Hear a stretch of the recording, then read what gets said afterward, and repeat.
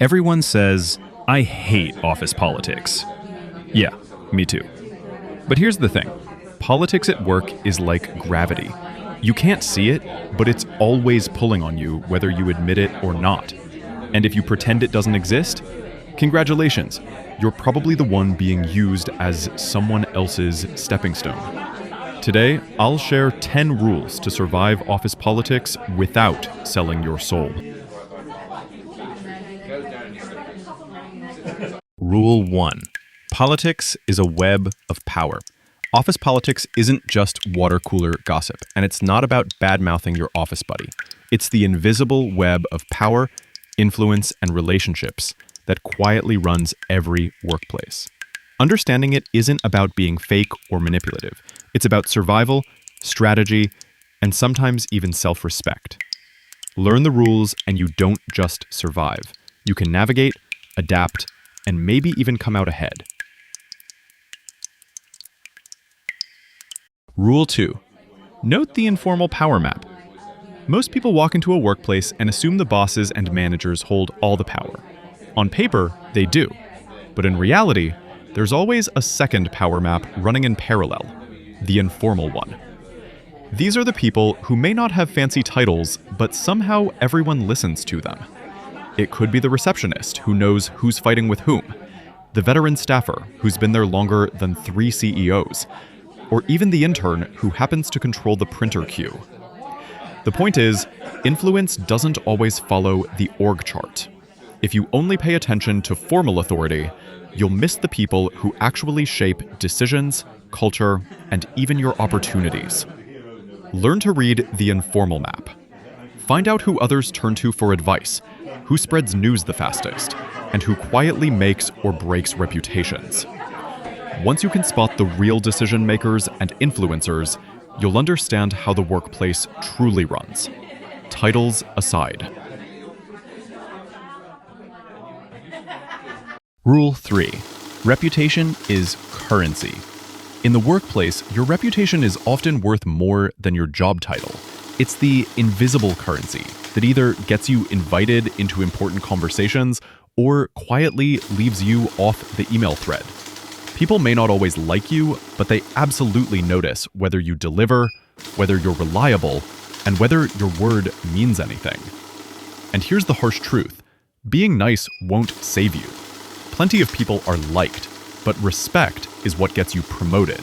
Respect is what makes colleagues pause and say, we need them on this project, even if you're not the loudest or most charming in the room. Popularity can get you company at lunch. Credibility gets you a seat at the table. The practical side of building this kind of reputation isn't flashy. It's about doing what you say you'll do, finishing the job without drama, and letting your results speak louder than your self-promotion. Over time, those small, consistent acts add up into a reputation that opens doors long before you knock. Rule 4. Silence can be golden. Most people think power in the office comes from talking the loudest or having the last word. But here's the secret. Silence is underrated. In fact, it can be one of the most powerful tools you have. Here's why. People hate silence. The moment there's a pause in conversation, someone will rush to fill it. And usually, they'll reveal more than they meant to. It might be a detail about a project, a slip about office politics, or even a glimpse of what they're really worried about. By staying quiet just a moment longer than feels comfortable, you gain information that others give away for free. Think about heated meetings you've been in. Who actually looks like they're in control? Not the person shouting. It's usually the one who sits back, listens carefully, and only speaks when everyone else has run out of steam. Their words carry more weight because they're rare, considered, and often decisive. So don't just aim to talk less. Listen more strategically.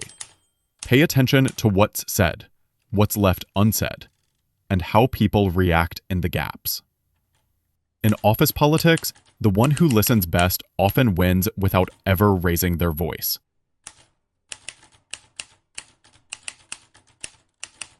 Rule 5. Aligning without fawning. One of the easiest traps to fall into in office politics is becoming a yes man. On the surface, it feels safe. Agree with the boss, nod along with the team, never rock the boat. But here's the problem. Agreeing with everything is the fastest way to be forgettable. If you never offer an original thought, no one will remember what you stand for, or why you should matter when decisions are made. The smarter strategy is to find common ground without losing your stance.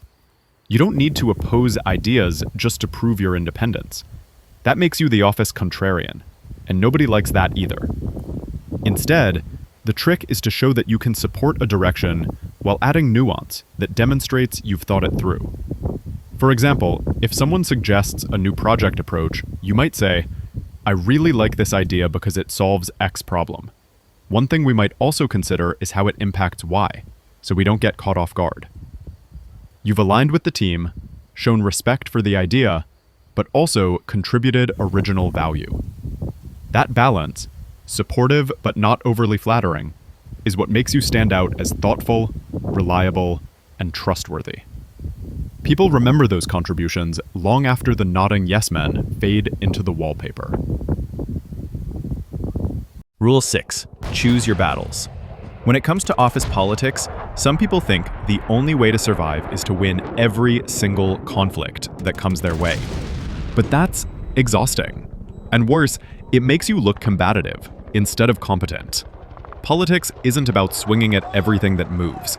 It's about knowing which fights are worth your time and which ones you should gracefully sidestep. One of the smartest tools you can use is redirection. Instead of meeting confrontation head-on, shift the energy. For example, if you're unfairly accused of dropping the ball, don't immediately get defensive and fire back. Instead, ask a clarifying question. "Can you walk me through what you mean?" That small move takes the heat out of the situation, puts the responsibility back on the other person to be specific, and often exposes whether their claim even holds up. The rule of thumb is simple. Fight when it matters, fold when it doesn't, and vanish when it's a trap. Some battles are about protecting your reputation or principles. That's when you step up. Others are just ego contests or dead ends. In those cases, let them go. And sometimes, the best political move is to disappear from the line of fire entirely and let others wear themselves out. In the end, choosing your battles isn't weakness. It's strategy. You're not here to win every skirmish. You're here to win the war. Rule 7. Master the email and meeting game. In the modern workplace, email and meetings are where a surprising amount of politics actually plays out. And here's the catch. Both are less about work and more about theater. Written words outlive you, which means every email you send can serve as a weapon, a shield, or sometimes a boomerang that comes back to smack you in the face. Take CCing, for example. Most people treat it like an administrative habit.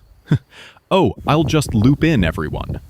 But in politics, CCing is about visibility.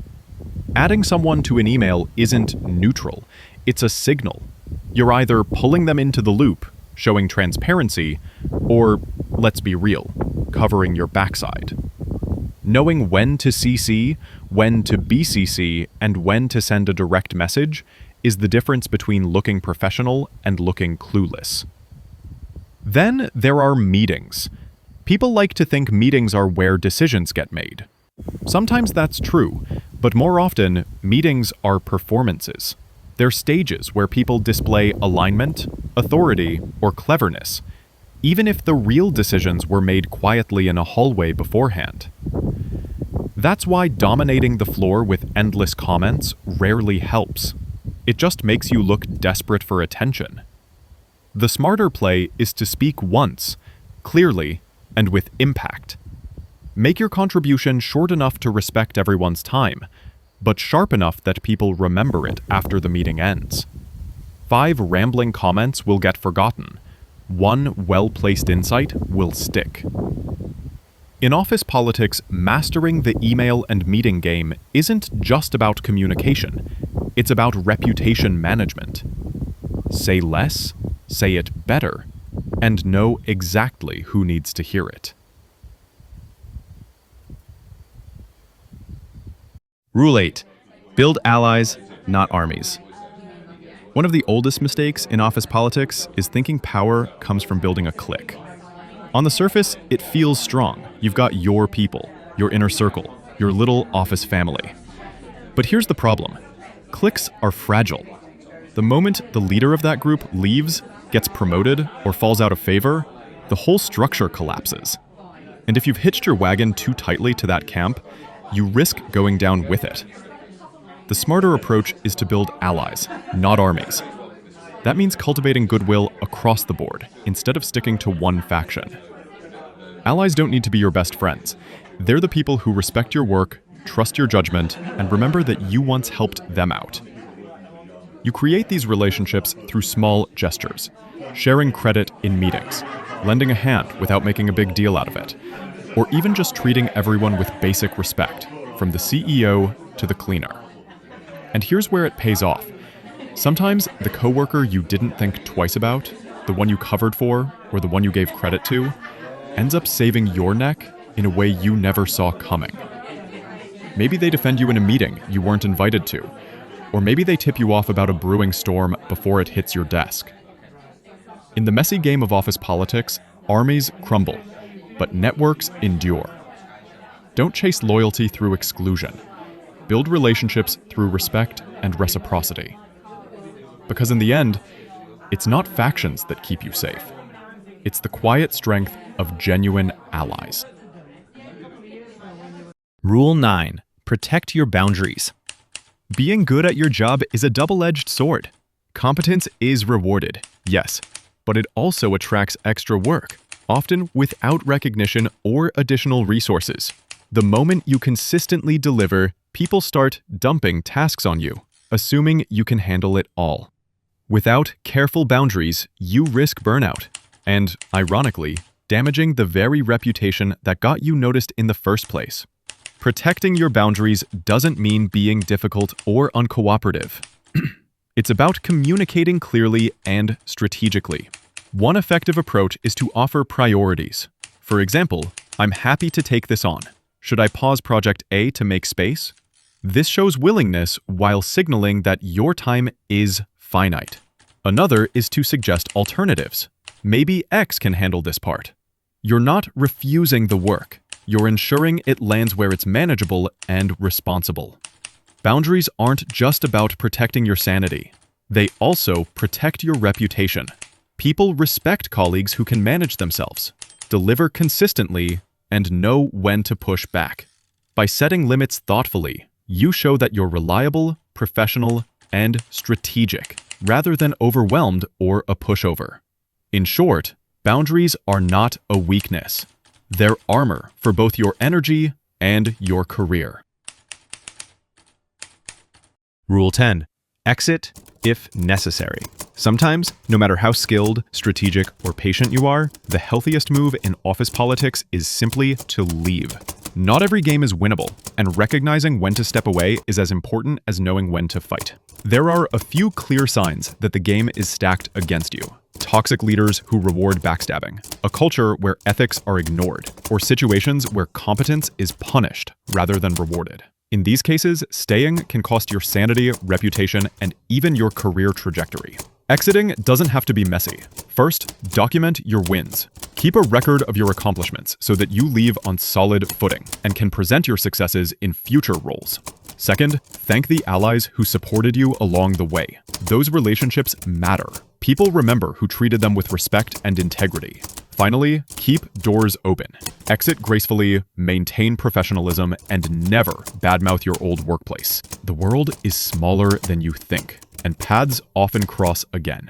Sometimes the bravest political move is walking away. Recognizing when to leave isn't giving up. It's claiming control over your career, your energy, and your integrity. Let's recap the office politics survival rules. See politics for what it is. Play smart, not dirty. Protect your soul while protecting your skin. Which of these rules have you seen play out in your workplace jungle? And which one do you wish someone had told you earlier? Drop it in the comments. Someone out there might really need to hear it. If this video helped, like, subscribe, and share. See you in the next video.